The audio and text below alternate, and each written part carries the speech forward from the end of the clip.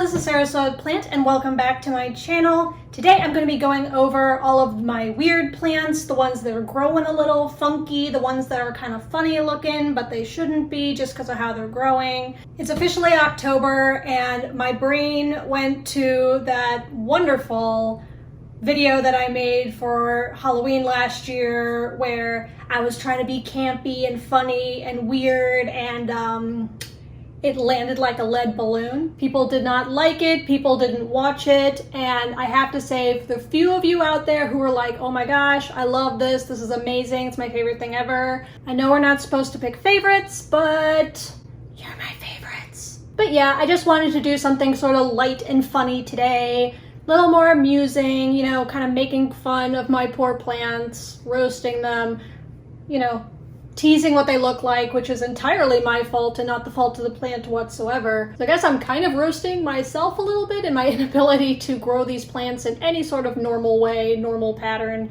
At this moment in time, I have no plans on getting rid of any of these plants, but who knows, I may talk myself into getting rid of a few of them. Hopefully not. I'm going to start off with a plant that has just been a pain to get to grow well. I've taken a million propagations, mainly because it shoots off runners and it never produces leaves in like a full fashion. It's always like really spindly and weird. And that's my Cebu Blue Pothos. Now, I have actually just rehabbed this plant, so it's looking a little weaker than usual, but I want to focus mainly on these tendrils that keep producing no leaves. Every time I cut these back, every time I propagate from them, the same thing happens. I give it more light, I try to give it more water, but these things are so thirsty and I just can't keep up with it. So as a result, I get a plant that has all these little spindlies, but don't quite make a full plant. I constantly am losing leaves. You can kind of see on here that these are just turning yellow all the time because I can't keep up on the watering.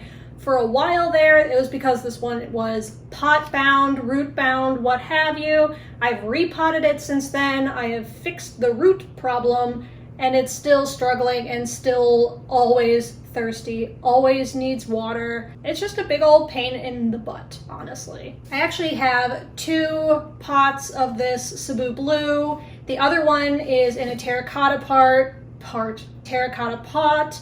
And then it's got like a loop, like a little trellis loop. But the thing is with that one, every time I water other plants, I just fill up the little reservoir underneath so that it soaks it up. And I just make sure to hit that every single time I'm watering other plants. And that one is doing really, really well. The problem with this one, the reason I can't do the same thing with this one is because it's hanging up. It doesn't have like a little water dish underneath it to sort of like soak up the water in. So I have to like purposely take this one down, take the bottom out, hold it over a bucket, the sink, the bathtub, water it, flush it out thoroughly, wait for it to stop dripping, then put the bottom like drip cover on and then hang it back up. It's a huge pain in the butt to deal with, and therefore this one gets much less water than the other one. I'm nervous to just like give it little drinks now and then because I might overwater it or something like that, and then it spills out the side and then it's dripping all over my floor. I have found, so clearly with the other one, I've found a way to get it to work. It's just this one is suffering because the situation I have it in with the pot and the hanging and all of that just doesn't work for it, and as a result I get super just not cute growth and I keep losing leaves on it, which makes bulb patches near the top. It's just constantly a problem. The next one I'm going to go over is my black coral snake plant. I have featured this one before. I have still not gotten rid of it. It is still in my house because at the end of the day, snake plants are so easy to take care of. I water them so infrequently, they don't get in the way, they don't really get pests, they just kind of sit there and just chill and be cool. So I've let it sort of sit and be cool and chill in my house. The problem I was encountering with this one is that I had a lot of rot and a lot of like water logging happening in the leaves, and it was not due to me overwatering. I can guarantee you that. I am very good about not overwatering these, but I lost so many leaves and I had a bunch of tips like get rot off and like fold over and all this stuff, which is why I have a few leaves with the tips cut off. It's just how it ended up being. I got this whole stalk on this side, which has formed its own little like family grouping. New growth is super cute, but it kind of lost its coloring. Like the whole plant has kind of stopped being on the black coral side of things and started being just kind of like a generic green snake plant. Maybe that's normal. I don't know. I've never had one before. Yeah, pretty much the only reason I haven't gotten rid of this is because it's just so easy and stress-free to take care of that there's kind of no reason for me to get rid of it unless I like really wanted this pot or something. But like I can be a little soulless, but not quite that soulless. You know, this snake plant has done nothing to me besides be kind of ugly. And I'm gonna let it be ugly. I will put it in areas where it does not get a prominent display, but luckily, because it's a snake plant, it doesn't need it. I'm actually gonna go behind me for this next one, which is the Philodendron gigantium. Gigantium. I got this, and yes, it's in a red solo cup. That is how I received it. And part of me is really considering putting this in new soil into a pot because this one cannot sustain more than one leaf at a time. It had spider mites for a minute. I treated the spider mites, it's fine, no longer has spider mites. But these leaves, for a moment, for like a minute in time, I had 3 leaves on this thing and then 2 of them just bent over and just like died. Just, and did this. It did this, which like, so rude. But this thing is supposed to get huge and it's barely gotten any bigger. I got this plant maybe like 7 months, 9 months ago, something like that. And this leaf has like not even doubled in size. It's barely gotten any bigger. Maybe like an extra like this much taller, barely anything. I do have another leaf on the way that does look like a good size like this one, which is nice. But I cannot, for the life of me, get this thing to hold more than a leaf at a time. It's really frustrating because I bought this with the intention of being like, ooh, that's gonna be like one of those plants that get huge and it'll be like a statement piece in my living room and it's gonna be like badass. I was picturing like Monstera deliciosa vibes and I'm getting this. It's not getting any bigger. I do think the potting medium and soil have something to do with it. It dries out really, really quickly. It's just like super aerated soil, which is great, except when I want to water like about weekly, this thing is bone dry by the time I water it the next time, which is not good. But yeah, like, this is this plant. This plant is ridiculous. The next plant I'd like to talk about is actually my Monstera adansonii. I have one back here that's actually doing fairly well. It's nice and bushy. It hasn't lost a ton of leaves. It's just doing really well. But that's not the one I want to talk about. I have a second one that is a little rough in comparison. Ta-da! And you're like, Sarah, what are you talking about? That's so cool. The leaves are huge. Like, yeah, they're turning yellow, but they're huge. Like, that's so awesome. Like, what do you have to complain about? You want to see this entire plant? So here's the top. We got some good growth in there. Nice big leaves. Lovely, right? I feel like there should be like reveal music. Like dun dun dun dun dun dun dun dun dun dun dun. Like this thing, what is happening with this? What is this? For whatever reason, when this plant is in like vining mode, I cannot get it to sustain itself and to look cute in the process. Now, to be fair to this poor plant, for the last few months, it has not been getting the same amount of light that it was getting when I was in my old apartment. So that's part of the reason for all of this scraggly bit at the end is probably just like survival instinct. But honestly, this whole plant is just like, you can't give it enough fertilizer. You can give it too much fertilizer and then it dies. You can't underwater it, but you better not overwater it.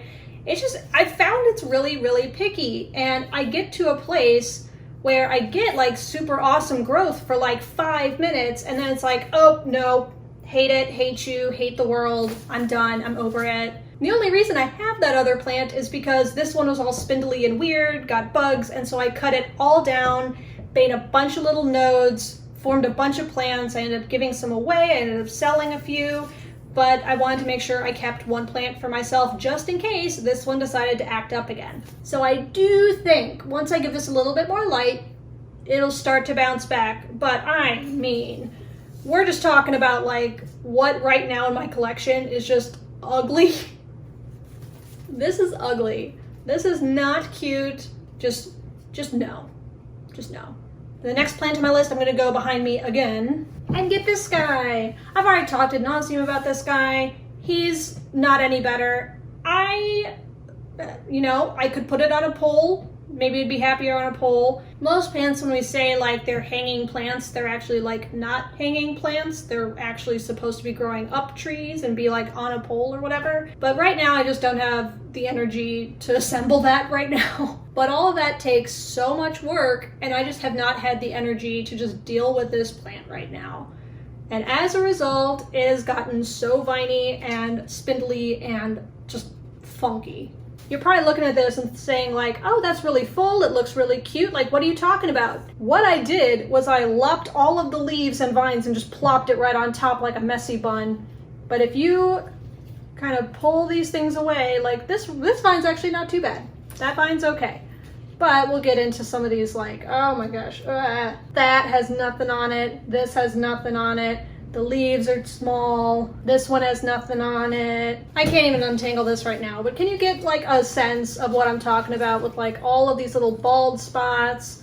The leaves are a little bit smaller than they probably should be. Here's a nice little loop that's going somewhere in this plant that's just like, it's also like just a bald patch.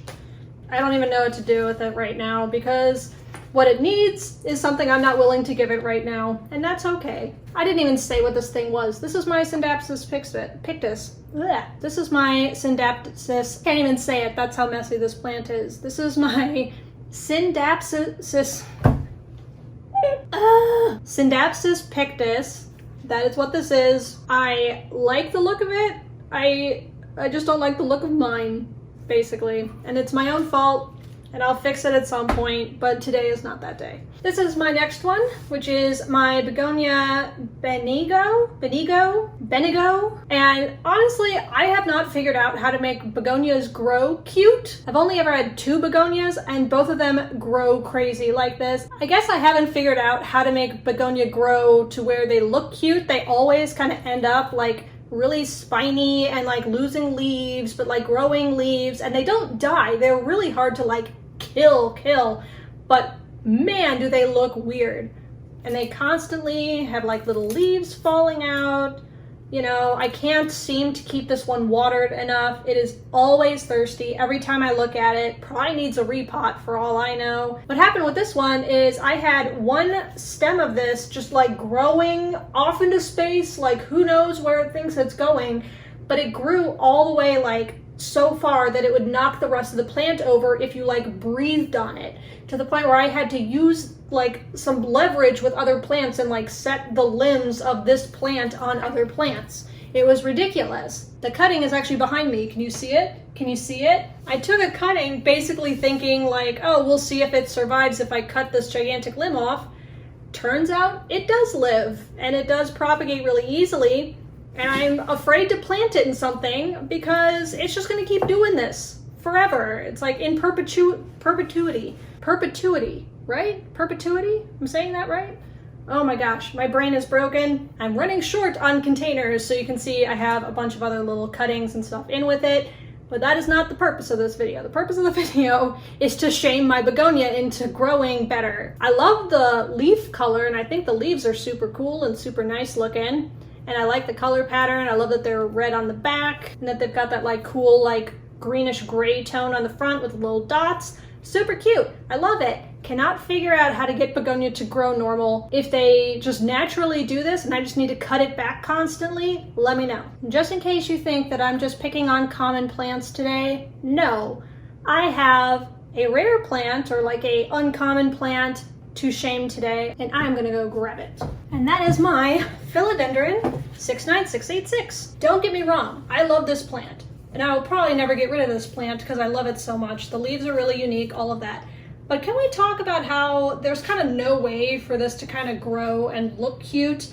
Maybe there's something I'm missing here, but it's so just like awkward looking. It's like there's no real way to make this look normal. Also, if you're unfamiliar with this plant, they tend to have a lot of like bug problems and floral nectary problems. Floral nectaries are where there's like little buds of sap, usually on the back sides of the leaf and the stem of the leaf or stem of the plant. And they're little like sap pockets. And I think it's a defense mechanism against bugs, but this plant in particular just produces them a lot. What those floral nectaries end up doing is on all of the new growth that's a little bit like thinner and hasn't quite hardened up, because the leaves at the bottom are like super dark, super nice, so all the floral nectary problems, they're a little bit harder to see. But on the new growth, it's like very apparent. You can see through it. It just does not look cute. And I don't know any particular way to get the plant to stop producing floral nectaries, because if I knew that, I would do it.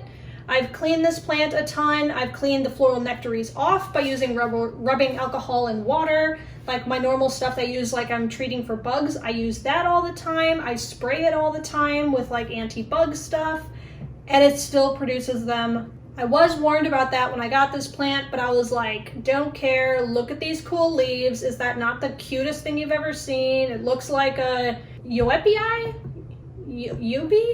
Philodendron UPI, that's the one, Philodendron UPI.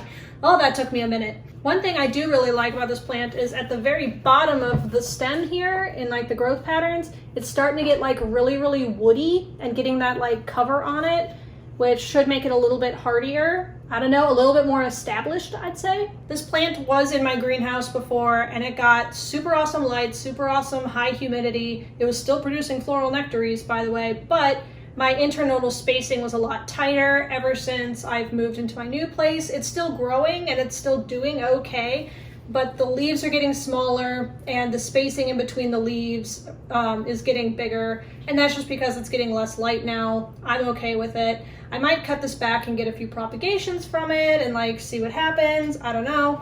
But for right now, this is a gangly, weird, friggin' monster plant. Like, it is so bizarre. Would you like a moss pole? Is that what you want? Probably. They probably all want moss poles. Let's be real. Thank you so much for watching this video and watching the camaraderie with the struggle of plant ownership. Not everything's gonna look cute, and these certainly don't look the best, but they're alive, and that's what counts. But if you like this video, don't forget to give it a thumbs up, subscribe to my channel if you haven't already, and I will catch you next time. Bye!